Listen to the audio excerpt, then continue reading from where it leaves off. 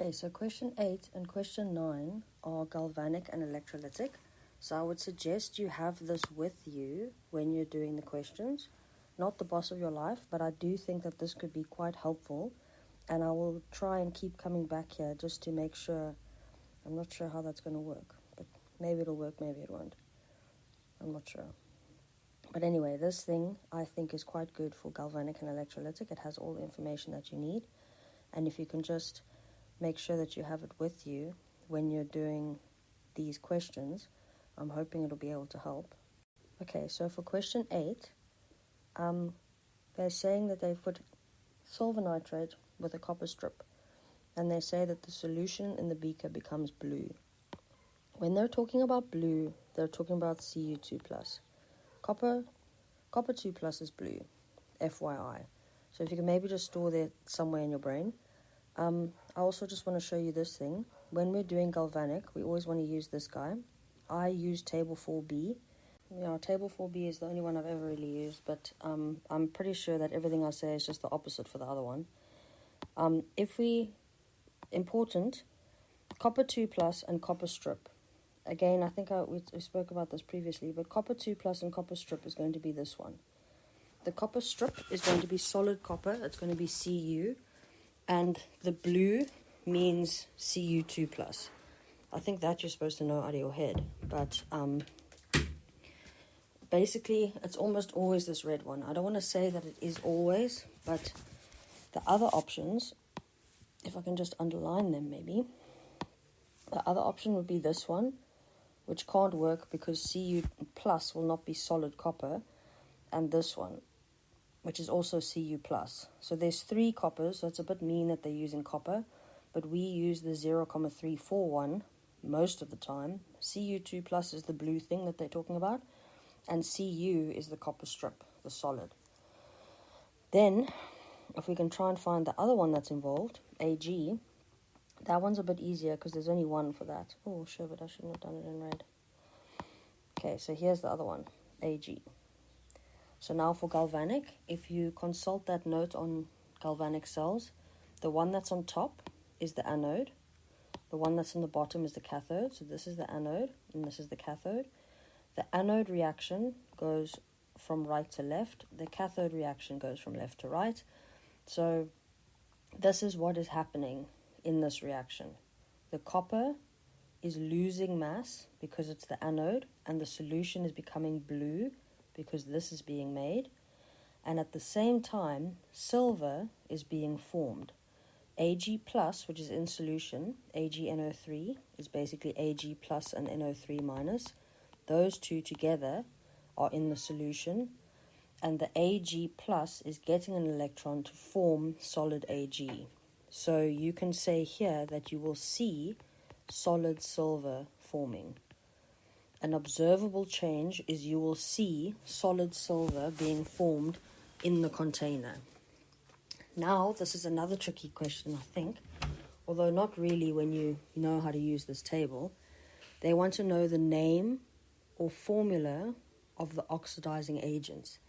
And if you look at table 4B, they label which ones are the oxidizing agents for you, which is quite nice. The oxidizing agent gets reduced, but you see here, they literally have a label on this table that says increasing strength of oxidizing agents. So the oxidizing agents are Ag+ and Cu2+. Obviously, the one that's the oxidizing agent is the stronger one, which would then be Ag+. So you get 1 mark for just writing what is given on the table with the label. They tell you that the one at the bottom is the stronger oxidizing agent. It's labeled on the table.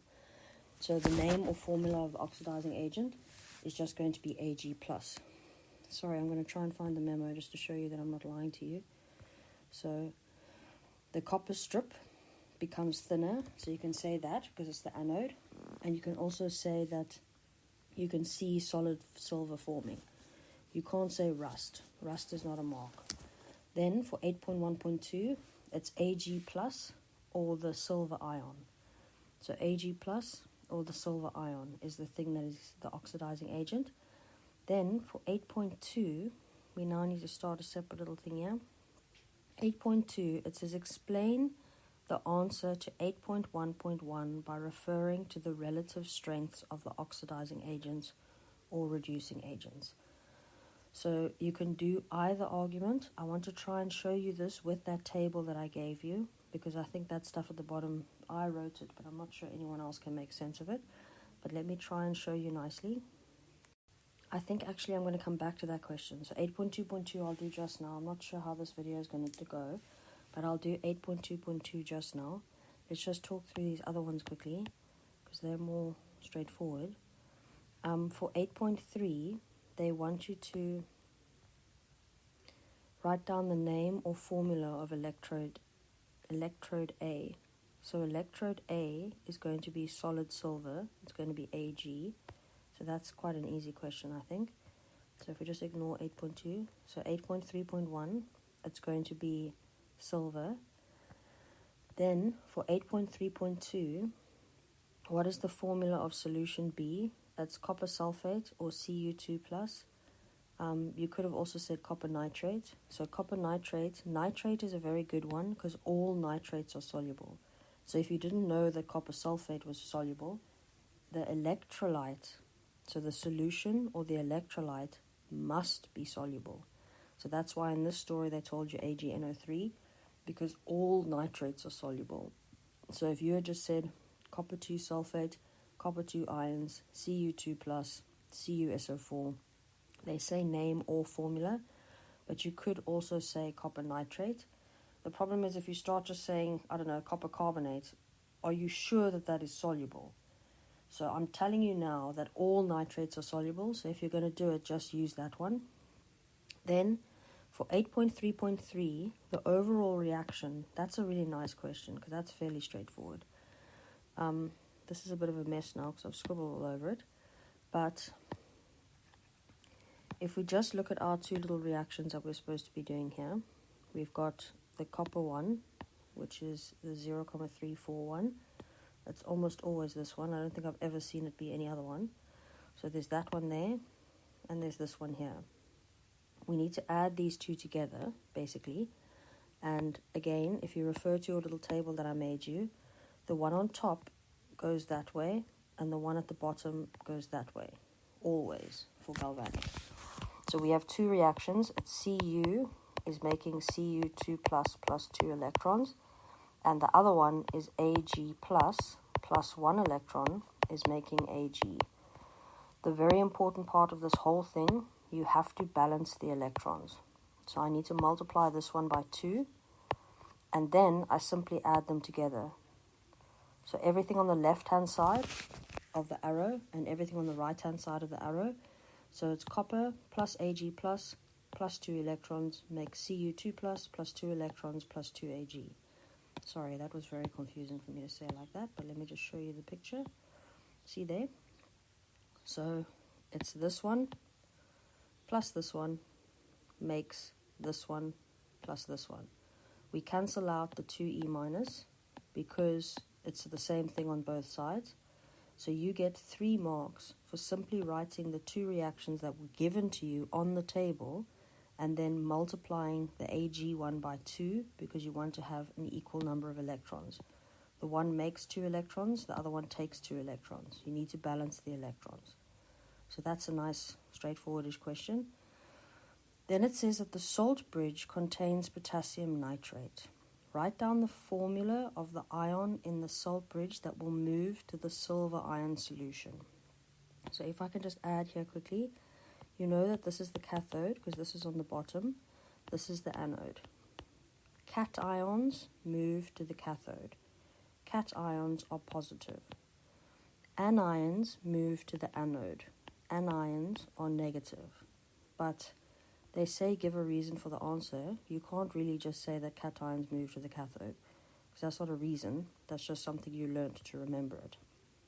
So if we want to try and do this properly, what's happening at the cathode is we are getting Ag plus is getting an electron and making solid Ag.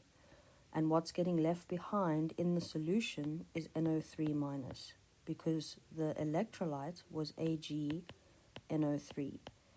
So what happens is, as this reaction happens over and over and over again, the Ag plus part is forming solid Ag and is leaving the solution, and the solution is getting more and more negative because the NO3 minus anion is getting left in the solution. So now there's a whole lot of NO3 minuses. It used to be an equal number of Ag plus and NO3 minus. The Ag pluses are leaving, making it more and more negative at the cathode. And if you look at your page that I made you, the cathode in the galvanic is supposed to be positive, and now because of the reaction that's happening, it's becoming more and more negative, which is why we have the salt bridge.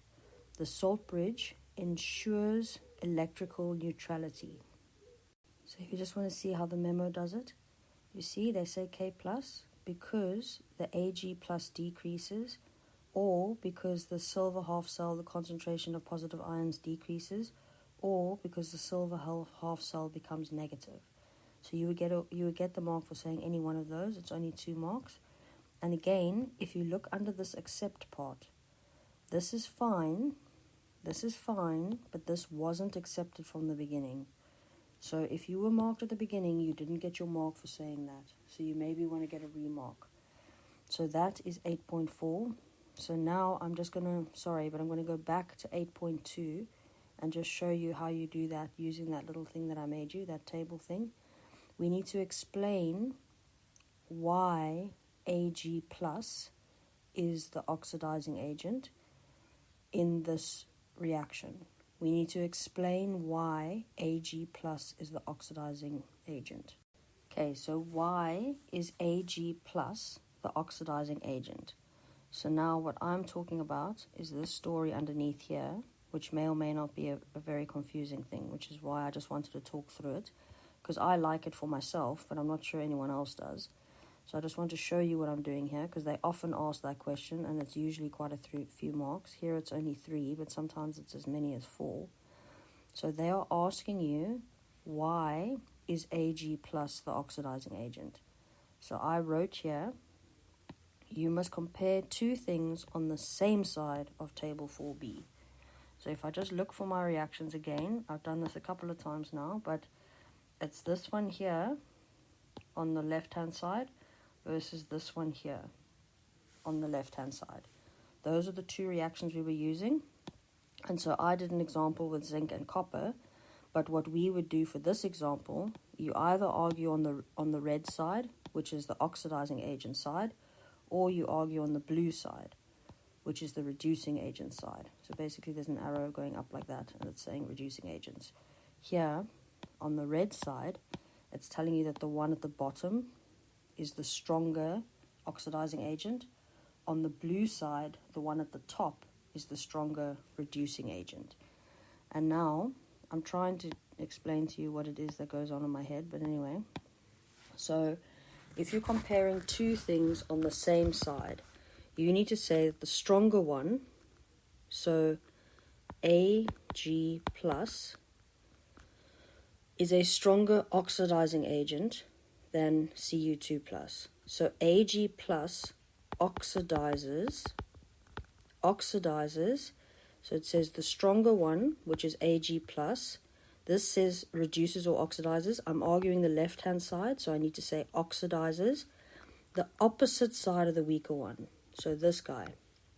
Ag plus oxidizes Cu, not writing a G, oxidizes Cu to Cu2 plus. The Ag plus, which is the stronger oxidizing agent, because it's on the left-hand side, oxidizes Cu, which is the one on the opposite side, to Cu2 plus. And if I can just do the blue one quickly, same. You say the stronger one, which is the one on top. It's Cu. It is a reducing agent, so it reduces the one on the opposite side, Ag plus, to Ag. And you get 3 marks for writing that. And let me again show you before you think I'm lying. You get 3 marks for just writing that sentence, and I do think I've tried to make it as simple as possible, but also sometimes I'm wrong about what I think I'm doing is correct. So see here, Ag plus is a stronger oxidizing agent than Cu2 plus ion and will oxidize Cu to Cu2 plus ion. So you see here, it's all the things that I said. The Ag plus is the stronger one, and it oxidizes Cu to Cu2 plus. So Ag plus will oxidize Cu to Cu2 plus. So Ag plus is a stronger oxidizing agent. How do I know that? Because it's literally written on the table. Ag plus is a stronger oxidizing agent than Cu2 plus, and Ag plus will oxidize Cu to Cu2 plus. Or the other argument, Cu is a stronger reducing agent than Ag, and Cu will reduce Ag plus to Ag. So, I mean, you can try and understand what it is that you're saying, or you can just learn the answer as this recipe question thing.